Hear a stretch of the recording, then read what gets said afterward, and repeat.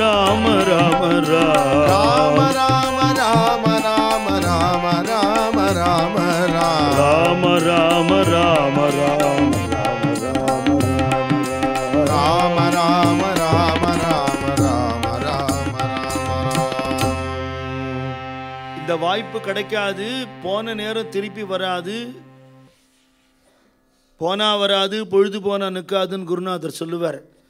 இந்த தினம் திருப்பி வராது. க்ஷீணம் ஆயுகு க்ஷணே க்ஷணேங்கிற பயத்தோட பீத்து கயே தின் பஜன பஜனை இல்லாத வாழ்க்கை எப்பேற்பட்ட நஷ்டம். அப்புறம் பார்த்துக்கலாம்னு வாழ்நாளை கழிச்சுட்டோமேங்கிற பாலு அவஸ்தா கெலுகவாயோ பாலஸ்தாவது கிரீடா சக்தகான் ஆச்சாரியால் சொன்னார். அது மாதிரி விளையாட்டுலேயே சின்ன வயசு கழிஞ்சுடுத்தோ. 100 வயசுன்னு சொல்கிறா, 100 வயசு யார் இருக்க போகிறாளோ தெரியாது. ஆனால் சின்ன வயசு விளையாட்டில் கழிஞ்சுடுத்தோ. சின்ன வயசில் விளையாடத்தானே செய்வானா, விளையாடினா தப்பு இல்லை. சின்ன வயசில் பக்தி பண்ணினா ஒரு பிரகலாதனை நினச்சிக்கலாமே, ஒரு துருவனை நினச்சிக்கலாமே, ஒரு மார்க்கண்டேயனை நினச்சிக்கலாமே. இந்த சாதுக்கள் எல்லாமே பால்யத்திலேருந்து பக்தி பண்ணியிருக்காளே, அப்படி பண்ணினா என்ன தப்பு, என்ன நஷ்டம்? லௌகீக வாழ்க்கை கூடாதுன்னு யாருமே சொல்லலை. பக்தியோடு சேர்ந்த வாழ்க்கையாக இருக்கணும்னு சொல்கிறேன்.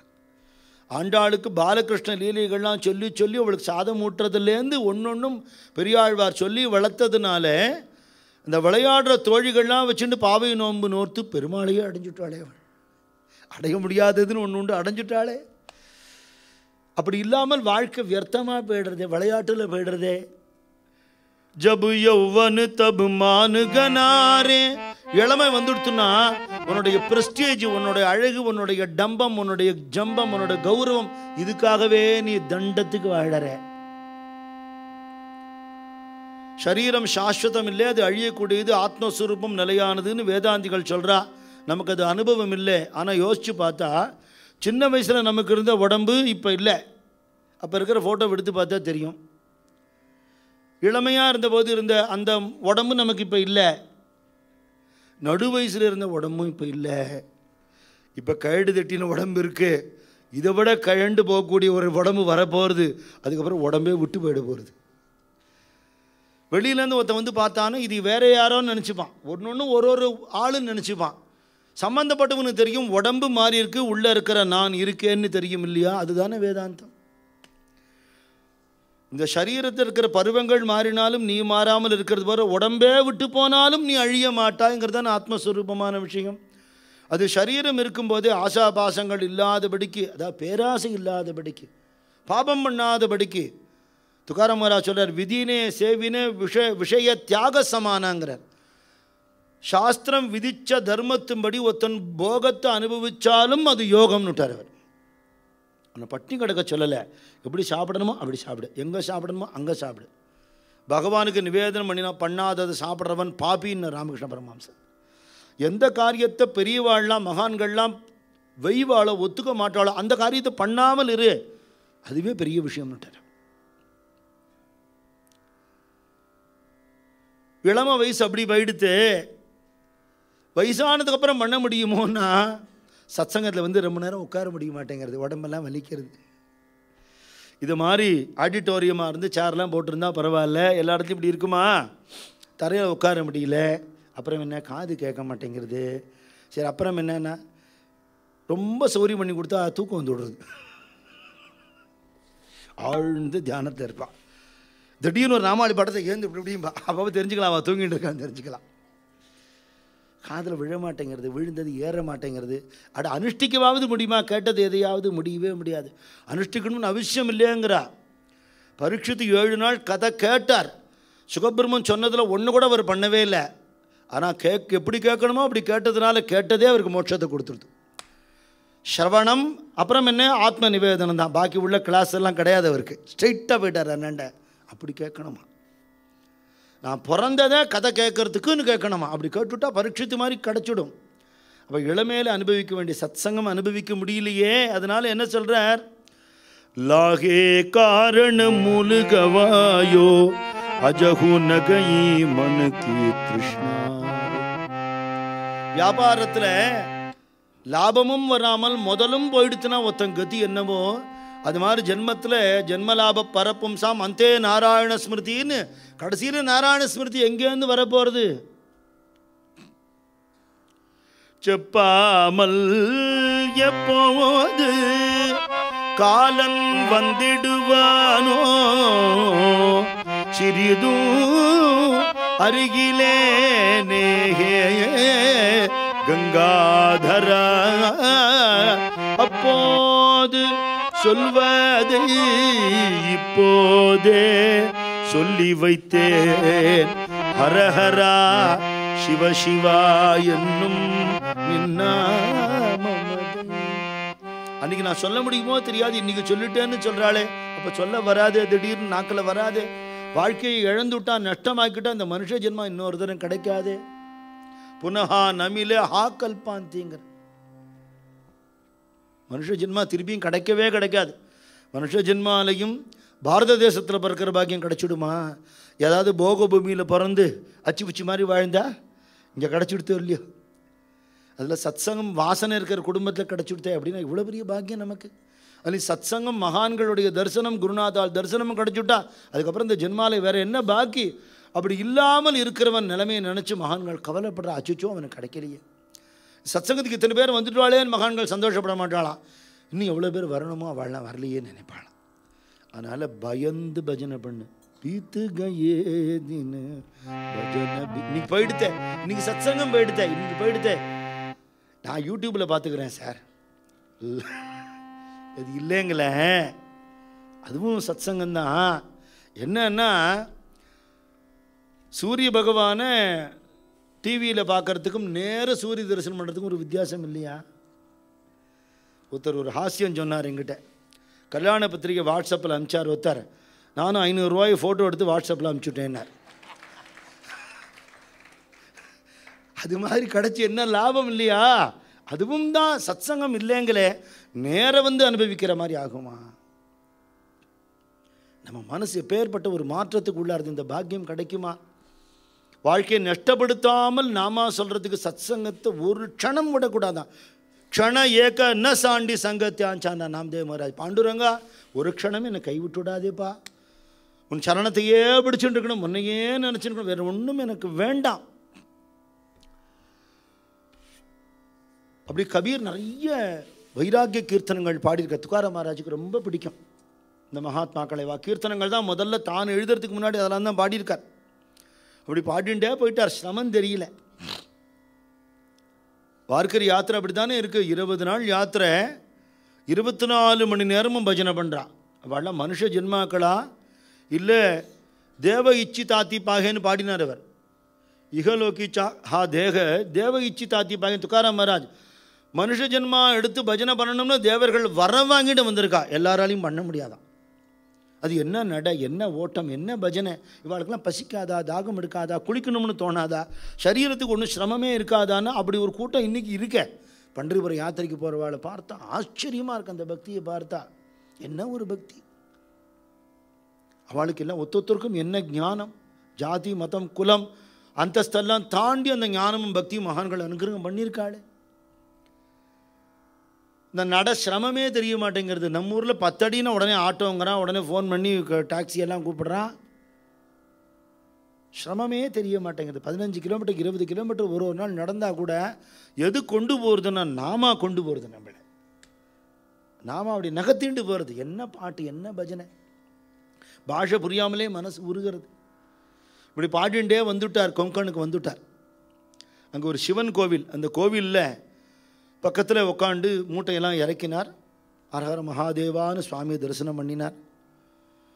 பண்டரி பக்தியில் விசேஷம் என்ன, அதுதானே ஹரிஹர பேதம் கிடையவே கிடையாது. ஹரிஹரா பேத நஹி கரு நயே வாதன்னுட்டார் துக்காராமர். ஒரு ஆர்கியூமெண்ட்டுக்கு கூட சிவவிஷ்ணுக்குள்ள பேதம் இருக்கிறதா நினைச்சுடாதேன்னுட்டார். ஒன்று சர்க்கரை, ஒன்று சர்க்கரையில் இருக்கிற திதிப்பு, அதை பிரிக்க முடியுமோ அப்படி இவா 2 பேர் பிரிக்க முடியாதுங்கிறார். எவன் ஹரிஹர பேதம் பண்ணானோ அவன் பாப்பிங்கிறார் போதேந்திர சுவாமிகள். ஹரிஹர பேத திக்காரம்னு ஒரு கிரந்தம் எழுதியிருக்கார். துக்காராம் மகாராஜ் சொல்றார், ஒரு மனுஷனோட இடது பாகம் வலது பாகம் போல தானே அவள் 2 பேரும், அவளுக்குள்ள ஏது பேதம்? அப்படி ஏதாவது பேதம் கல்பிக்கணும்னு நீ நினைக்கிறியா? உனக்கு நான் ஒரு பாயிண்ட்டு சொல்லித்தரேன், அவள் 2 பேருக்குள்ள ஒரு வித்தியாசம் இருக்குன்னார். என்னன்னா, இவரது ஹரான்னு போடுவோம், அவரது ஹரின்னு போடுவோம், அந்த கொம்பு தான் வித்தியாசம்னு. நீ கொம்பு வச்சுக்காத தலையில், இந்த எழுத்தில் இருக்கிற கொம்பை தவிர பேதம் கிடையாது. பாண்டுரங்கன் வேற இல்லை, பரமேஸ்வரன் வேற இல்லை. பரமேஸ்வரனுக்கு ஒரு நமஸ்காரம் பண்ணிட்டு வியாபாரத்தை ஆரம்பித்தார். மிளகா மூட்டையெல்லாம் பிரித்தார். இன்னும் கோவில்னால் ஜனங்கள் வந்து போவா, அப்படி வர்றவா யாராவது வாங்கிப்பா அப்படின்னு உட்காந்துட்டுருக்கார். ஜனங்கள் வர்ற மட்டுக்கு என்ன பண்ணுறது, கூவி கூவி விற்கிறதெல்லாம் இவாளுக்கு தெரியாது. இவள் கூவி கூவி விற்கிறதெல்லாம் பகவன் நாமா தான். மற்றதெல்லாம் வச்சுன்னு உட்காந்துட்டுருப்பா. அந்த நேரத்தை நாமாவளி சொல்லிகிட்டே இருப்பான். நேரத்தை வீணாக்காமல் ராமகிருஷ்ணர் ஜெபம் பண்ணிகிட்டே உட்காந்துருப்பான். ஒரு ஆள் வந்தார். என்னப்பா வியாபாரத்துக்கா அப்படின்னார். ஆமாம். என்ன விலைன்னு கேட்குறார். ஒரு காலத்தில் அப்படி சாமர்த்தியமாக வியாபாரம் பண்ணிட்டு இருந்தவர் தேகுவே பாராட்டின அதே துக்காராம் மகாராஜ் தான். ராமகிருஷ்ண பரமஹம்சர் சொல்கிறார், ஒரு இரும்புனால் பண்ணப்பட்ட எஃகுனால் பண்ணப்பட்ட ஒரு வாள் யுத்தம் பண்ணினா எத்தனையோ பேரை கொல்லக்கூடிய அளவுக்கு அப்பேற்பட்ட வலிமை உள்ள ஒரு கத்தி ஸ்பர்ஷவேதி கல்லுனால் தொட்டுட்டா அது ஸ்வர்ணம் ஆகிடும், அப்புறம் மென்மையாயிடும். அதால் பழத்தை கூட நறுக்க முடியாது. ஆனால் மதிப்புக்கு ரொம்ப ஜாஸ்தி ஆகிடும், மதிப்பு கம்மி இல்லை. சாதாரண கத்தியை விட தங்க கத்தி ஒஸ்தி இல்லையா? ஆனால் மனசு மிருதுவாகிறது போல் மிருதுவாயிடும் அந்த தன்மைங்கிறார் அவர். அடிச்சு பிடிச்செல்லாம் பண்ண முடியாது. இப்போ இனிமேல் மனசு உள்ளுக்குள்ளே விட்டலனை ஏற்றுண்டு ஏற்றுண்டு ஏற்றுண்டு ஏற்றுண்டு மிருதுவும் ஆயிடுத்து.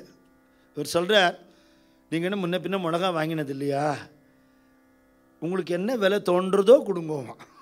இப்படி ஒரு வியாபாரம் பண்ணால் எங்கேருந்து உருப்படுறது? அவன் பார்த்தான், இந்த ஆளுக்கு நாமம் போட வேண்டிய அவசியம் இல்லை, அவனே போட்டுன்னு வந்து உட்காந்துட்டுருக்கான். துளசி மாலையோட கோபி சந்தனத்தோட சௌரியமாக போச்சு. அவன்கிட்ட கொஞ்சம் அரிசி இருந்து இந்த அரிசியை கொடுத்தான். இது எடைக்கு எடை கொடுப்பா, நீங்களே பார்த்து எடுத்துக்கோங்க. அவன் வாங்கிட்டு போனான். ஊருக்குள்ளே சொன்னான், ஒரு ஏமாளி வியாபாரி வந்திருக்கான், இந்த மாதிரி ஆள் கிடைக்கவே கிடைக்காது, மிளகா நன்னா இருக்குது, ஆளும் ரொம்ப நல்லவன், கொடுக்கறத கொடுங்கோங்கிறான். ஜனங்கள் சுபாவம் எப்படி இருக்குன்னு நான் கேட்டுவிட்டா கேட்குறானேங்கிறான். கொடுக்கறது கொடுங்கன்னா ஏமாத்துறான்.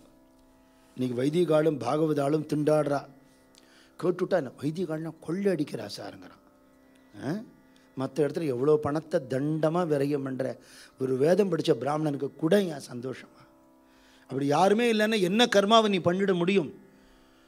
வாழ்க்கையை தியாகம் பண்ணி இந்த சுகபோகங்கள்ங்கிற இந்த மாய உலகத்துலேருந்து விலகி அத்தியனம் பண்ணி அதுக்குன்னு வாழறாளே கூட சந்தோஷமாக கூட. பகவன் நாமாவே வாழ்க்கைன்னு வச்சுருக்கிற பாகவதாளுக்கு சந்தோஷமாக கூட. எத்தனை இடத்துல பணத்தை தண்டம் பண்ணுறோம் நாம். கேட்டுவிட்டா கேட்குறான், ரொம்ப டிமாண்ட் பண்ணுறார் சார் அப்படிங்கிறான். கொடுக்கறத கொடுங்க அப்படின்னா கவர் நல்ல கம்பீரமாக இருக்கும்.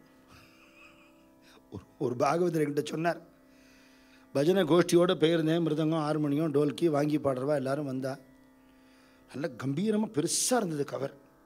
கொடுத்துட்டா. அங்கேயே பிரித்து பார்க்குறதெல்லாம் அநாகரிகம் இல்லை, நம்ம கூத்தாடிகளை அப்படிலாம் பண்ணப்படாது. சுவாமிகிட்ட வச்சுட்டு தான் பார்க்கணுங்கிறதுக்காக நாங்கள்லாம் சேர்ந்து வண்டியில் வரோம். கூட இருக்கிறவா நமுத்து பிடிங்கினா அது என்னன்னு பாருங்கோ, நான் என்ன அவசரம் உங்களுக்கு, என்ன இருக்கோ நான் கொடுக்கத்தானே போகிறேன்னு. இல்லை பாருங்கோ, இவ்வளோ பெரிய கவர் யாருமே கொடுத்தது இல்லையேன்னா. பிரித்து பார்த்தேன், பிள்ளையார்லேருந்து ஐயப்பன் வரலையும் எல்லா சாமியும் 4 படம் வச்சுருக்காங்க. பணமாக இருந்தால் கை நீட்டியிருப்பா எல்லாரும், படமாக நீங்களே வச்சுக்கோங்கன்னுட்டாலாம். தேவன் அழகே, தேவன் அழகே தான். இதுதான் உலகம். இப்படி உட்காந்துருக்கார் ஏமாளி வியாபாரி. ஊரில் போய் சொல்லிட்டான், கூட்டமான கூட்டம். ஏமாளின்னு தெரிஞ்சதுனால காசு எடுத்துன்னு வருவாளா? யாரோ மனசாட்சி இருக்கிறவா 1-2 பேர் 1 2 கொண்டு வந்துருதா, அதை வச்சு எடுத்துட்டா. பாக்கி இப்போலாம் காசு கொண்டு வரல, மிளகா நன்னா இருக்குன்னு கேள்விப்பட்டோம், போய் பணம் எடுத்துன்னு வரதுக்குள்ளே விற்று போயிடுத்துனா கஷ்டம்னா. அதனால் என்ன பரவாயில்ல, உங்களெல்லாம் பார்த்தா ரொம்ப நல்ல வாழாக தெரிகிறேள், நீங்களாம் கொடுத்துருவேள், நீங்கள் கொடுக்க மாட்டாள் என்ன எடுத்துன்னு போங்க. கட கட கட கடன்னு 2 மூட்டை காலி ஆகிடுச்சு, பெரிய மூட்டை 2. அவாவா தோணினபடியெலாம் எடுத்துட்டா. இதை எடுத்துனுட்டு இதில் கொசுறு தருவேளா அப்படின்னு ஒரு மாமி கேட்குறா. அது நீங்களே எடுத்துக்கோங்க, நான் எடுத்துட்டதுக்கு ஈக்குவலாக கொசுறு எடுத்துட்டாலாம். மகிபதி மகாராஜ் இதெல்லாம் எழுதுறார் பக்தி விஜயத்தில். இப்படி ஒரு அச்சு பிச்சை இழிச்ச வாங்கி பார்த்ததே இல்லையே. ஒரு பெரிய பயில்வான் இங்கேருந்து வந்தான், குண்டன்.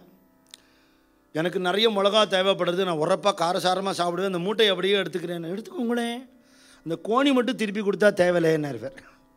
எங்கள் வீட்டில் மிளகா வைக்க வழி இல்லை, இதை எடுத்துன்னு போயிடுறேன், அடுத்த தரம் வந்து வாங்க. சரி, அவ்வளோ. மறுத்து பேச தெரியாது. சந்தோஷம். பாண்டுரங்கா உன் கருணையால் 3 மூட்டையும் காலி ஆகிடுது, காசே வரல.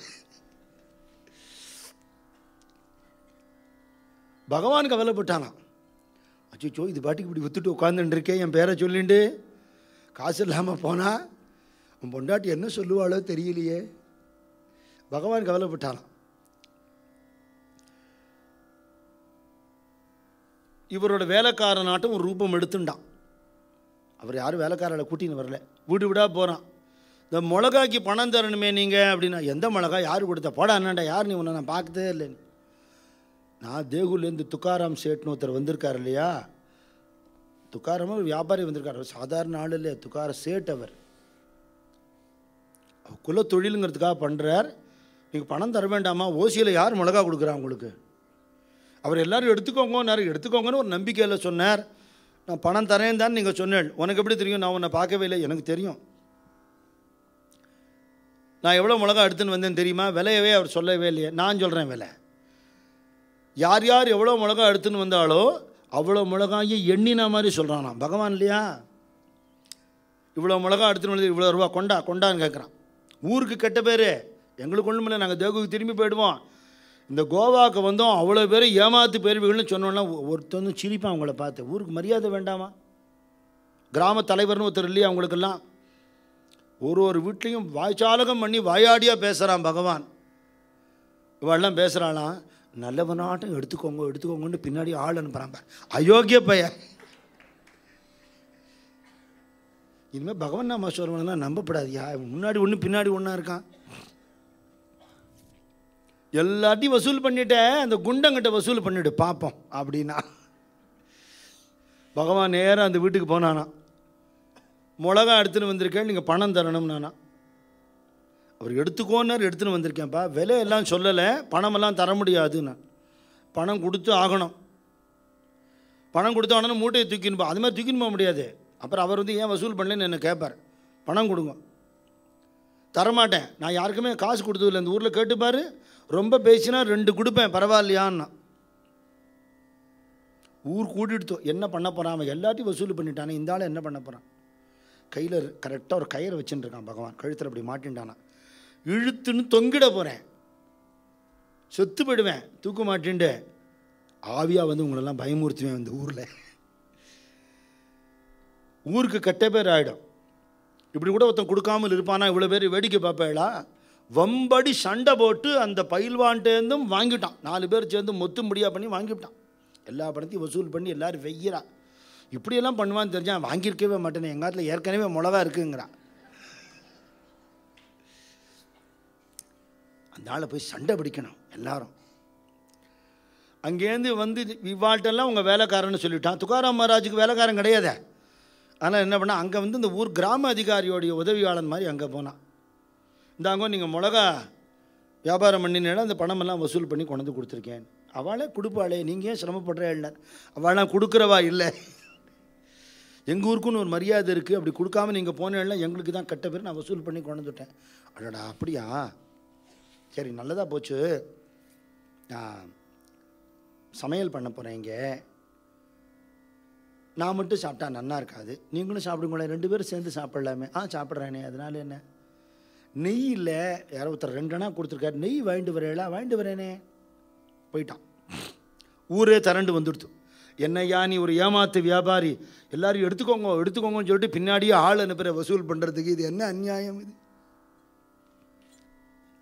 என்கிட்ட ஒருத்தர் சொன்னார், ஏதோ ஒரு சத்சங்கத்துக்கு போனேன், ஒரு நல்ல காரியத்துக்கு பணம் கொடுங்கன்னு கேட்டா. எல்லோரும் தானே கேட்பான், நாங்களும் தான் கேட்குறோம். ரிக்வெஸ்ட் பண்ணுறது, வேண்டுகோள் விடுக்கிறதுங்கிறது வேறு, கட்டாயமாக வாங்கிறதுங்கிறது வேறு இல்லையா? யார் யாரெல்லாம் முடியுமோ எல்லோரும் கொடுங்கன்னா எல்லோரும் கை தூக்கினா, நிறைய பேர் தூக்கினாலே நானும் தூக்கி விட்டேன் மாமா. அப்புறம் ஒரு ஆள் அனுப்பிச்சு எல்லாத்தையும் அட்ரஸ் எல்லாம் வாங்கிட்டு வர சொன்னார். நானும் அட்ரஸ் கொடுத்துட்டேன், ஃபோன் நம்பர் கொடுத்துட்டேன். ஆற்றுக்கு ஒருத்தன் வந்துட்டான். வந்து, மாமா நீங்கள் சொன்னேன்னு ஒரு அமௌண்ட்டு சொன்னேன்ல, அதை விட நீங்கள் 2 மடங்கு தரணும்னா. ஏன்பா அப்படின்னு கேட்டேன்.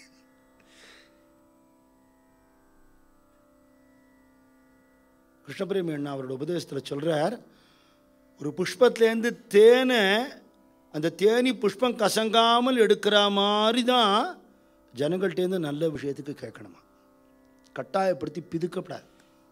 அப்படி வேதனையோடு யார் கொடுக்குற பணமும் வேண்டவே வேண்டாம். சந்தோஷமாக நல்ல காரியம் மண்டல் எடுத்தாங்க. ஞானானந்த சத்குருக்கு பாதுகா மண்டபம் பெருசு பண்ண பிறகு எடுத்தாங்க தரேன். நித்தியம் அன்னதான மண்டல் இதோ நான் தரேன். ஏழைகளுக்கு வஸ்திரதான மண்டல் இதோ நான் தரேன். ஏழை குழந்தைகளுக்கு படிப்பு சொல்லித்தரல் இதோ நான் தரேன். குழந்தைகளுக்கு சைக்கிள்லாம் வாங்கி தரேன் நான் தரேன். என்னால் வந்து பண்ண முடியல, அந்த காரியத்தில் ஒரு சிறு பங்காவது என்னோடதான் இருக்கட்டும். அப்படி சந்தோஷமாக கொடுக்கறது மட்டும்தான் நமக்கு வேணுமே தவிர கட்டாயப்படுத்தி வாங்கிறது என்ன சாமர்த்தியம் இருக்குது? நீங்கள் ஏன் வசூல் பண்ணின்னு வந்து எழுன்னு இவர் கேட்குறார். எங்கள் ஊருக்கு மரியாதைன்னு சொல்லி வாங்கி கொடுத்துட்டு அவர் பேட்டர் இவாள்லாம் பின்னாடியே வந்து சொல்கிறார். அதெல்லாம் கிடையாது. உங்களுக்குன்னு ஒரு ஆள் இருக்கானாமே உதவியாளன் வந்து, எனக்கு யாரும் கிடையாதேன்னார். என்னையா ஒரே பேத்துமா தான் இருக்குது, இவரான எடுத்துன்னு போங்கங்கிறார். பின்னாடியே ஒரு ஆள் வந்து வசூல் பண்ணுறான், அந்த ஆளை இங்கே காணவே காணோம். அவா எடுத்துட்ட மிளகாயை கரெக்டாக சொல்கிறான், இத்தனை மிளகா எடுத்துட்டேள் மாமி, அதோட எடை எவ்வளவுன்னு சொல்கிறான், அது விலை எவ்வளவுன்னு சொல்கிறான். இங்கே பார்த்தா ஆளை காணோம். பணம் வந்துதா இல்லையா? பணம் வந்தது. உங்கள் கிராம அதிகாரியோட உதவியாளர்னு ஒருத்தர் வந்து கொடுத்தார். இதோ அவர் இங்கே தான் இருக்கார். நீங்கள் வந்தாளா? இல்லை நான் வரல. இப்போ யார் கொடுத்தா? என்னையா அது ஒரே ஏமாத்தான் இருக்கேன், இவருக்கு ஒன்றுமே புரியல. எனக்கு உதவியாளன் கிடையாது, கிராம அதிகாரி உதவியாளன் வரலேங்கிறான். விட்டலாம், இது என்ன லீலேன்னு புரியலையே. எல்லாரும் நன்னா திட்டிவிட்டு கிளம்பி போயிட்டான். ஆனால் நல்ல மிளகா, இவள் கொடுத்த விலை ரொம்ப கம்மி தான். இவாள்லாம் போனதுக்கப்புறம் தான் இவன் வரணும். அவன் வந்துட்டான், நெய்யை வாங்கிட்டு வந்தான். இவ்வளோ நெய் வாங்கிட்டு இருக்கல, நான் கொஞ்சம் தானே காசு கொடுத்தேன். இல்லை, இந்த ஊரில் நெய் ரொம்ப மலுவு, வச்சுக்கோங்க. ஆகாரம் தயார் பண்ணினார். இலையெல்லாம் வச்சு ஜலமெல்லாம் தெளித்து நீங்கள் சாப்பிடுவோம். இல்லை, நீங்கள் 2 பேரும் ஒன்றா சாப்பிடலாம். ஹர ஹர மகாதேவ்னு சத்தம் கேட்குறது. பெரிய ஜடையோட நெத்தி நிறைய விபூதி இட்டுன்னு யாரோ ஒரு சாது யோகீஸ்வரர் வந்து நிற்கிறார். துக்காராம் மகாராஜ் சரித்திரம் பூரா அவர்கிட்ட இருக்கிற அந்த அடக்கம், வினய சம்பத்து ஆச்சரியமாக இருக்கும். தன்னை குருவாக ஏற்றுண்ட ராமேஸ்வர் பட்டை கூட கடைசி மட்டுக்கும் நமஸ்காரம் பண்ணியிருக்கார் அவர். ஏன்னா பிராமணனாக பிறந்துட்டு அவனை நான் நமஸ்காரம் பண்ணணும்ப்பா. சாதுக்களை பார்த்தா, மகாத்மாக்களை பார்த்தா, வேத பிராமணாவை பார்த்தா, யாரை பார்த்தாலும் டமால் டமால்னு காலில் விழுந்துடுவார். ஏன்னா உலகத்தில் சின்னவன்னு ஒரே ஒருத்தன் தான், அது நான் தான் துக்கா அப்படிங்கிற. துக்கானா சின்னது தானே, நான் தான் சின்னவன், எல்லாரும் என்னை விட பெரியவா.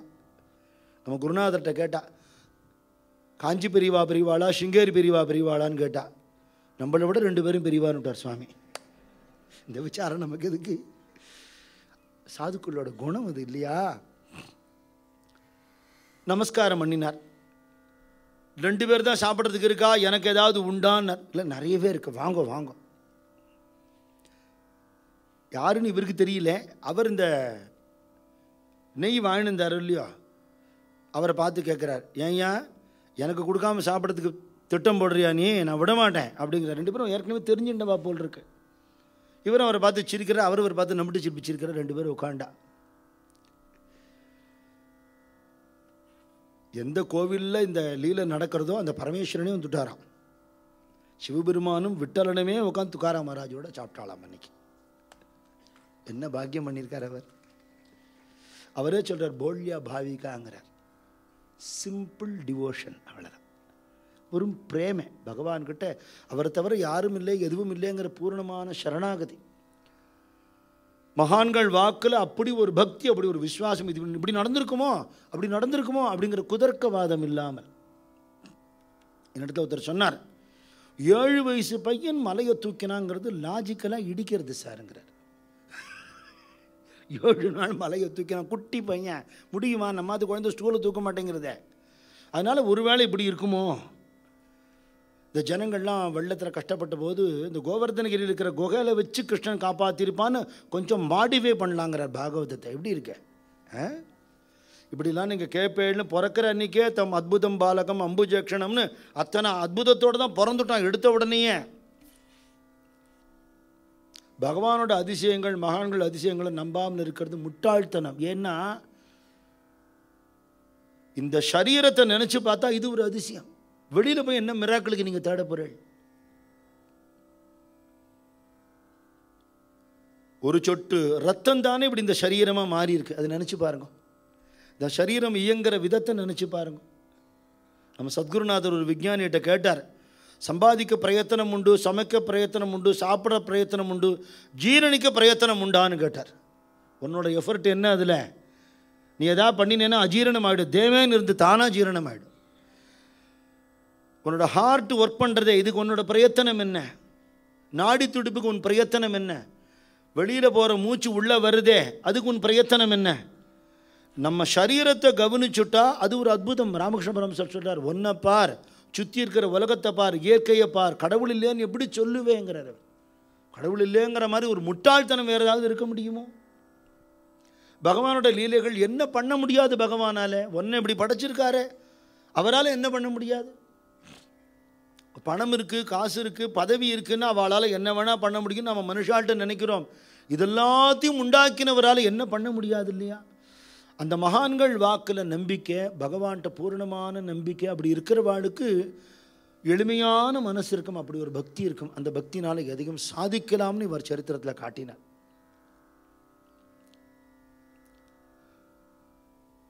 நல்லது கெட்டதுன்னு ரெண்டு விதமாக வருது இல்லையா? ரெண்டுமே வாழ்க்கையில் மகான்கள் அனுபவித்து காட்டுறா.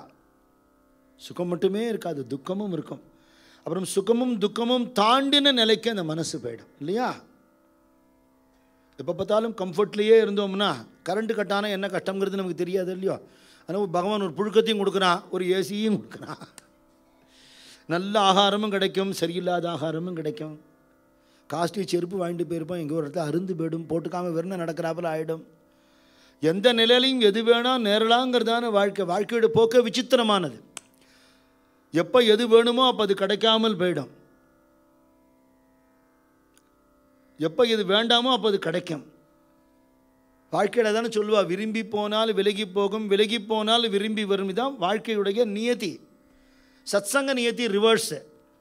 பகவான்கிட்ட ஒரு அடி எடுத்து வச்சா 10 அடி எடுத்துக்கிட்ட வருவான். விரும்பி போனால் நெருங்கி வருவான், விலகி போனாலும் நெருங்கி வருவான். அதுதான் பகவான். இதுக்கு உண்டான ரூல் வேறு, அதுக்கு உண்டான ரூல் வேறு. பணத்தை வசூல் பண்ணிட்டு சந்தோஷமாக திருப்பி வந்துட்டு இருக்கார். ஆவடியிட்ட கொடுத்துடுவேன், எல்லாத்தையும் சத்தம் போட மாட்டா இன்னைக்கு அப்படின்னு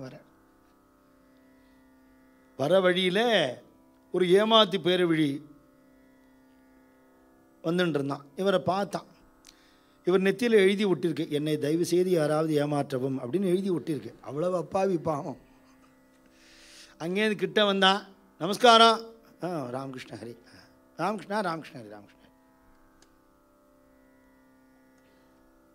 எந்த ஊர்லேருந்து வராப்பில்? கொங்கன்லேருந்து வரேன், தேகுவுக்கு போயிட்டு இருக்கேன். ஆமாம், தேகு தெரியுமே, தேகுவில் தான் நீங்கள் இருக்கிற தெரியுமே, உங்கள் குடும்பமே உங்கள் பரம்பரையே தெரியும். அப்படியா? தெரியுமா? நான் போலோபா மகாராஜோட பிள்ளை. தெரியும் தெரியும். விஸ்வம்பர் மகாராஜ் எங்கள் குடும்பத்தில் பெரிய மகாத்மா. தெரியும் தெரியும். விஸ்வம்பர் மகாராஜெலாம் தெரியும். எல்லாம் அவர் வாயிலேருந்து கேட்டு கேட்டு அவர்கிட்டே பதில் சொல்லிட்டு இருக்கான். வியாபாரம் பண்ணிட்டு வந்தேன், மாதிரி வசூலாச்சு எல்லாம் அவர் எல்லா கதையும் சொல்லிட்டு இருக்கார். எவ்வளோ பணம் வச்சுருக்காள் கையிலன்னா எடுத்து காட்டுறார். இந்த பணத்தெல்லாம் எடுத்துன்னு போகாதீங்க, வழியில் திருட்டு பையன் ஜாஸ்தி. என்ன மாதிரி எல்லோரும் நல்லவாளாக இருக்க மாட்டா, எல்லாம் விசித்திரமான ஆட்கள்லாம் இருக்கா, எல்லாட்டையும் பேச்சு கொடுக்கப்படாது. அப்படியா? கெட்டவாள்லாம் இருக்காளா? இப்படியே கொண்டு போகாதீங்க. உங்களுக்கு ஒரு அருமையான யோசனை சொல்கிறேன். என்ன? இது பாருங்க, 2 தங்க கங்கணம் வச்சுட்டு இருக்கேன். அந்த பணத்தை கொடுத்துட்டு இதை வாங்கிட்டு போயிடுங்க. இவ்வளோ பணம் எங்கிட்ட ஏது? என்ன பேராசைக்காரன் நினச்சாளா? இன்னுமா நீங்கள் என்ன புரிஞ்சிக்கவே இல்லை. என்ன சொல்கிறேன் நீங்கள்? உங்கள்கிட்ட இருக்கிற பணம் குறைவு தான் எனக்கு தெரியும், அப்புறமா உங்கள்கிட்ட வந்து வாங்கிக்க போகிறேன். தேகு தானே, எடுத்துன்னு போங்க. அடாடா, உங்களை மாதிரி நல்ல வேலை நான் எங்கேயுமே பார்த்தது இல்லையே. ஊருக்கு போனால் தானே தெரிய போகிறது. அந்த தங்க கங்கணத்தை வாங்கிண்டார், பணத்தை கொடுத்துட்டு நிம்மதியாக வரார். பாவம். இங்கே வந்தவொடனே ஆவலி கேட்டா, எப்படி வியாபாரம்? நன்னா நடந்தது போ, இந்த தரம் ஒரு நஷ்டம் இல்லை. அதுக்கு தான் உங்களை வெளியூர் காமிச்சது. உள்ளூரில் இருந்தால் நீங்கள் ஏமாந்து போயிடுவேன்னு எனக்கு தெரியும். உடனே ஜனங்கள்லாம் கூட்டிவிட்டா. என்ன நல்ல வியாபாரமாக ஆவலி, இந்த தரம் நன்னா பண்ணிட்டு வந்துவிட்டேன். நான் அப்படின்னா வேண்டிகிட்டு இருக்கேன், கண்டோபாட்டம் பைரவர்கிட்ட வேண்டின்னு இருக்கேன், அங்காள பரமேஸ்வரத்தை வேண்டின்னு இருக்கேன். பாண்டவனை கும்பிட்டு பாழா போயிடுத்து புத்தி. இப்போ தான் தெரிஞ்சிருக்கார் அவர். நல்ல வியாபாரம் பண்ணிட்டு வந்திருக்கார். சந்தோஷம். இவர்கிட்ட கடன் கொடுத்தவாளுக்கெல்லாம் விஷயம் தெரிஞ்சு எல்லோரும் ஓடி வந்தா. யார் முதல்ல வசூல் பண்ணிக்கிறதுன்னு அவளுக்குள்ளே போட்டி. என்ன கொண்டு வந்துருக்கேப்பா, எங்கள் கடன்லாம் அடைக்கணுமே. அடைச்சுட்டா போச்சு, எல்லார் கடனையும் நான் அடைச்சிடுவேன், கவலைப்படாதீங்க. உங்கள் கடனெல்லாம் அடைச்சிட்டு கொஞ்சம் செலவு நீங்கள் வீட்டுக்கும் கொடுக்கலாம். கொண்டா என்ன? தங்க கங்கணம். அப்படியா? ரொம்ப பளபளன்னு இருக்கே. உரசி பார்த்தா, துண்டு பண்ணி பார்த்தா பித்தளை. ஏமாந்துட்டார் பாவம். அவளை கத்தரா, இதுக்கு நீங்கள் போய் சேர்ந்துருக்கலாமேன்னு சொல்லிட்டா. வியாபாரத்துக்கு போனார், உங்கள் ஆத்துக்காரர் திருப்பி வரலன்னா கூட நான் கவலைப்பட்டிருக்க மாட்டேன். இப்படி வாழ்க்கையை தொலைச்சிட்டு வந்து நிற்கிறேளே. என் கழுத்தில் நீங்கள் ஒரு கயரை கட்டிவிட்டாளுங்கிறதுனால உங்களை ஆம்படையான்னு சொல்லிக்கும்படியான நிர்பந்தம் எனக்கு ஏற்பட்டு போயிடுது. எப்போ ஏற்பட்ட குடும்பம் என் குடும்பம். என்ன பணக்காரா, எடைக்கு எடை சொர்ணம் கொடுத்த குடும்பம். எல்லாத்தையும் இழந்துட்டு நிற்கிறேனே. குடும்பத்தை காப்பாற்ற துப்பு இல்லாத அப்படி என்னையா பக்தி? யாரெல்லாம் பாண்டுரங்கனை கிருஷ்ணனை உபாசனை பண்ணானோ அவனா உருட்டதா சரித்திரமே இல்லை.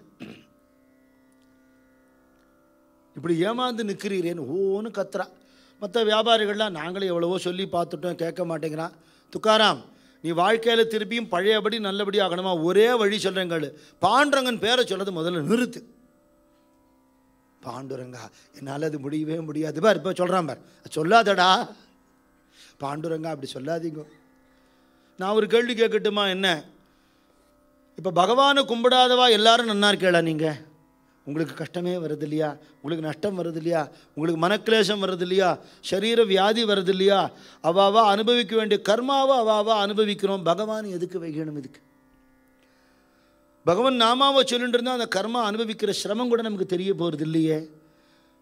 மேலே மேலே பாப்பத்தை சம்பாதிக்கலாமா? இவன் இந்த மாதிரி உபதேசம் பண்ணியும் உன் குடும்பத்துக்கு இல்லாமல் பண்ணிவிடுவான், நாங்கள்லாம் போயிட்டு வரோன்னு எல்லாரும் கிளம்பிவிட்டான். கற்றுன்னு கத்துறான் ஆவளி. பெரியவ படுத்த படுக்கையாக இருந்துட்டே இதெல்லாம் கேட்டுட்டு இருக்கா. அவளுக்கு ரொம்ப ஆத்துக்காரரை சொல்கிறாளேன்னு இருக்குது இளையா. ஆனால் ஒன்றும் கேட்க முடியாது பாவம், எதிர்த்து. கடுமையான பஞ்சம் நிலவக்கூடிய ஒரு காலம் இதெல்லாம். மகாராஷ்டிராவில் வருஷக்கணக்காக மழை இல்லாமல் போய் பூமியெல்லாம் பாலம் பாலமாக வெடித்து ஜனங்கள்லாம் ரொம்ப கஷ்டப்படக்கூடிய காலம். வியாபாரிகள் பார்க்குறா, இதுக்கு முன்னாடி விளைஞ்சு நம்ம நிறைய சேமித்து வச்சுருக்கோமே, இதெல்லாம் இப்போ பதுக்கிவிடணும்.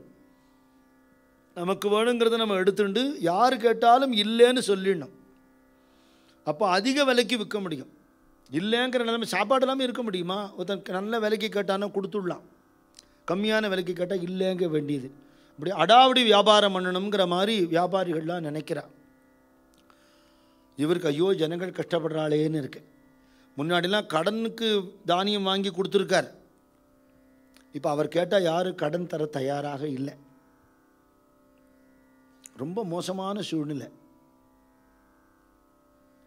வீட்டில் இருக்கிற தட்டுமுட்டு சாமான்கள்லாம் கொண்டு போய் விற்று அதுக்கு கொஞ்சம் தானியம் வாங்கி அதை கஞ்சியாக காய்ச்சி வச்சு அதை குழந்தைகளுக்கும் பொண்டாட்டிக்கும் கொடுத்து தானும் எடுத்துட்டார்.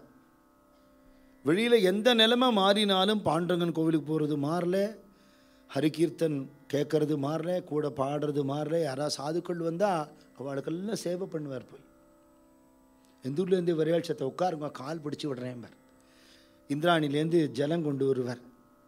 பானையெல்லாம் வாங்கி தண்ணி ரொப்பி வைப்பார். அவள் பாடும்போது பின்னாடி நின்று விசிறுவார். ஜால்ரா எடுத்து இப்படியே போடுவார். பாகவதால் சாதுக்கள் தான் இல்லை, யார் கஷ்டப்பட்டாலும் அவருக்கு பொறுக்காது. வயசானவா யாராவது வந்துட்டா, உங்களுக்கு எங்கே போகணும், கடைக்கு போனால் சாமான் வாங்கிட்டு வரேன், இங்கே இப்படியே உட்காருங்க நான் வாங்கிட்டு வரேன். யாருக்காவது உபகாரம் பண்ணிகிட்டே இருக்கக்கூடிய மனசு. லௌகீக வாழ்க்கையில் பணம் காசு சம்பாதிக்கணும், பழைய நிலைமை எட்டணுங்கிற எண்ணமே அவருக்கு இல்லாதபடிக்கு மனசு மேலே மேலே அந்தர்முகமாக உள்முகமாகவே போயிடுது. அவளை பார்த்தா இப்படி இருக்க முடியாதே, எத்தனை நாளைக்கு குழந்தைகளை வச்சுன்னு சிரமப்பட முடியும்? பெரியவளுக்கு ஒரு பிள்ளை, இவளுக்கும் குழந்தைகள் உண்டு. ஒரு பொண்ணும் பிள்ளையும் பிறந்தாச்சு. 13 வயசில் குடும்ப பாரம் ஏற்றுண்டார் துக்காராம் மகாராஜா. 17 வயசில் அம்மா அப்பா காலமாயிட்டா. 21, 22 வயசுக்குள்ள எல்லா விதமான கஷ்டங்களையும் அனுபவிக்கிற மாதிரியான ஒரு சூழ்நிலை வந்துடுத்தவருக்கு. அப்போ அவ சொன்னா, உங்களை நம்பி இனிமேல் யாரும் கடன் கொடுக்க மாட்டா. எனக்கு என்னன்னு பிறந்தா அதுக்கு போயிடுவேண்ணா. புனேல இருக்கா, இன்னும் மனுஷா இருக்கா எனக்கு. ஆனால் அப்படி இருக்க முடியுமா? உங்களுக்கு பொறுப்பு இல்லை, நான் அப்படி இருக்க முடியாது. இந்த குழந்தைகளை காப்பாற்றி ஆகணும். மூத்தா படுத்துட்டு இருக்கா, அவளுக்கு சேவை பண்ணி ஆகணும். உங்களுக்கும் 2 ரொட்டியாவது கொடுத்தாகணும். ஏகப்பட்ட பேரை வீட்டில் வேலைக்காராளாக வச்சுட்டு இருந்த குடும்பத்தை சேர்ந்த நான் வீடு விட போய் வேலை செய்ய ஆரம்பிச்சிட்டேன். உங்களுக்கு தெரியுமா? என்ன பாடுபட்டாலும் ஒரு பிடிச்சபடி தானியம் வாங்க முடியல. அப்படி ஒரு கட்ட காலத்தில் இருக்கோம் நாம். இப்படி பொறுப்பு இல்லாமல் இருக்கேளேங்கிறான். பொறுப்பு இல்லாமல் இல்லைம்மா, நான் வியாபாரம் பண்ணுறேன், லாபம் வீட்டுக்கு வர முடியாதபடிக்கு ஏதோ ஒரு சூழ்நிலை, நான் என்ன பண்ணுவேங்கிறார். ஒரு பணக்காரன்ட்ட போனா, எங்கள் பிறந்த வீட்டுக்காக எனக்கு கடன் கொடுன்னு கேட்டேன். என் குடும்பத்தை பற்றி உங்களுக்கு தெரியும், நன்னா தெரியுமேம்மா. போய் பாழுங்கழுத்தை தள்ளிவிட்டாலே இப்படி ஒரு அசடுக்கு வாக்கப்பட்டு நிற்கிறியே நீ. இன்னொருத்தர் திட்டினா பொறுத்துக்க மாட்டான். தான் நன்னா திட்டுவா அவரை, அடுத்தவா திட்டக்கூடாது. திட்டுறதுக்கு இவளுக்கு மட்டும்தான் லைசன்ஸ் இருக்கு. அதனால் அப்படிலாம் சொல்லாதீங்கோ, அவர் பாவம் சாது. இப்போ நான் வந்த விஷயம் மட்டும் பேசுகிறேன், அது மட்டும் பேசலாம். என்ன, எனக்கு ஒரு 200 ரூபா அந்த காலத்தில் 400 வருஷத்துக்கு முன்னாடி 200 ரூபா கடன் வேணும். எங்கள் பிறந்தாத்தை நம்பி நீங்கள் கொடுங்கோ. ஒருவேளை கொடுக்க முடியாமல் போயிடுச்சுன்னா அப்படி ஆகாது, என் பைரவர் காப்பாற்றுவா, ரங்காள பரமேஸ்வரி காப்பாற்றுவா. அப்படி இல்லைன்னா கூட எங்கள் ஆற்றுலேருந்து கொடுத்துடுவா. அதுக்கு நான் கையெழுத்து போடுறேன், கடன் பத்திரம் எழுதி தரேன், உனக்காக தரேன், உன் பேரில் தரேன், துக்காராம்ங்கிற பேரில் தரமாட்டேன், தர வேண்டாம், கொடுங்க. அந்த 200 ரூபாய் கொண்டு வந்து கொடுத்தா. இதை பாருங்கோ, சக வியாபாரிகள்லாம் கிளம்பி உப்பு எடுத்துட்டு போகிறா. உங்களுக்கு நான் உப்பு வாங்கி தரேன். பலேகாட்டுங்கிற ஊருக்கு போகிறா, அங்கேருந்து பூனே போகிறா. அவள் எப்படி வியாபாரம் பண்ணுறாளோ அப்படி வியாபாரம் பண்ணி லாபம் சம்பாதிச்சுட்டு திருப்பி வரணும். எங்கள் பிறந்தாத்தை நம்பி எனக்கு கொடுத்துருக்கா, உங்களை நம்பி இல்லை. இந்த தரம் ஏதாவது ஆச்சுன்னா என் சுபாவம் உங்களுக்கு தெரியும்னா, தெரியுமா நிறைவர், ஜாக்கிரதைன்னா. அது ஒரு விதமான நிந்தாஸ்துதி பதிபக்தி அவளோடது. வியாபாரிகள்லாம் சொன்னா, எப்பா உன்னை எங்கள் பொறுப்பில் விட்டுருக்கா, பயமாக இருக்குடா. புலி சிங்கத்தை பார்த்தா கூட பயப்பட வேண்டாம், பேய் பிசாசை பார்த்தா கூட பயப்பட வேண்டாம், ஒரு அசடை பார்த்தா பயந்து தான் ஆகணும். வச்சுக்கவும் முடியாது, விரட்டவும் முடியாது, அப்படி ஒரு கஷ்டம். ஒழுங்காக நாங்கள் சொல்கிறபடி கேளு. சரி, எப்படி வியாபாரம் பண்ணணும்னு நாங்கள் சொல்லித்தரோமோ அப்படி பண்ண, அப்படியே செய்கிறேன். இன்னொன்று என்ன, பஜனை பண்ணாதடா, அடி தாங்க முடியலடா. அச்சுச்சோ, அது எவ்வளவு ஆனந்தமானது. நாமசங்கீர்த்தனம் பண்ணாமல் இருக்க முடியுமா? மோட்ச மார்க்கம்ங்கிறது மட்டும் இல்லை, இப்போ இருக்கிற வாழ்க்கையிலே சௌக்கியமாக இருக்கலாம். நீ இருந்து கிழிச்சியே நாங்கள் பார்த்துன்னு தானே இருக்கோம். இப்போ ஏற்பட்ட குடும்பம் ஒன்றும் இல்லாமல் போயிடுத்தே.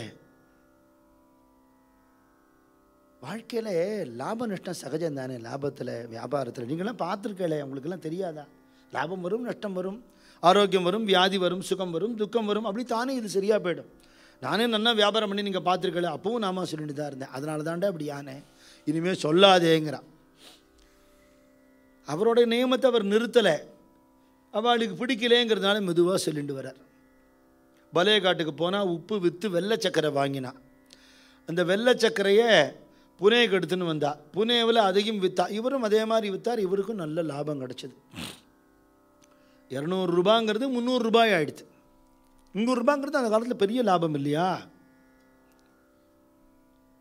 அவள் சொன்னால், நாங்கள் ஊரெல்லாம் சுற்றி பார்த்துட்டு இன்றைக்கி சாயந்தரம் கிளம்ப போகிறோம், நீ எங்கேயாவது பஜனை மடத்தை போய் உட்காந்து விட்றாதே, எல்லோரும் ஒன்றா கிளம்பணும்னா. இல்லை இல்லை, நான் சும்மா அப்படி வருவேன், எங்கேயாவது சுவாமி சன்னதி இருந்தால் பார்த்துட்டு நான் நம்மளாம் சேர்ந்து போயிடலான்னு. இதுவரையிலும் ஒழுங்காக இருந்திருக்கான்ப்பா, இனிமேல் பிரச்சனை பண்ணாமல் இருக்கணும். அவன் பொண்டாட்டிட்டு கொடுப்பேன், இந்தாப்பா உன் ஆம்படையை நான் ஒப்படைச்சுட்டேன், அவன் பணத்தை கொடுத்துட்டேன்னு சொன்னா தான் நமக்கு நிம்மதின்னு.